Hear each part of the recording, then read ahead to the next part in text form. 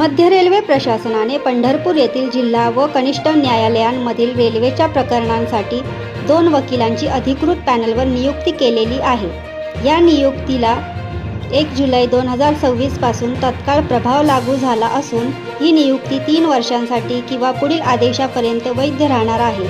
मध्य रेल्वेच्या व्यवस्थापक कार्यालयातील विधी विभागाने जारी केलेल्या आदेशानुसार ॲडव्होकेट पांडुरंग वासुदेव चौरे आणि ॲडव्होकेट विकास महादेव भोसले यांची रेल्वेच्या वतीने पंढरपूर जिल्हा व कनिष्ठ न्यायालयांमध्ये रेल्वेच्या खटल्यांचे कामकाज पाहण्यासाठी नियुक्ती करण्यात आली आहे। या नियुक्तीनंतर राष्ट्रवादी काँग्रेस उद्योग व व्यापार विभागाचे प्रदेशाध्यक्ष नागेश फाटे यांच्या हस्ते ॲडव्होकेट पांडुरंग चौरे यांचा सत्कार करण्यात आला।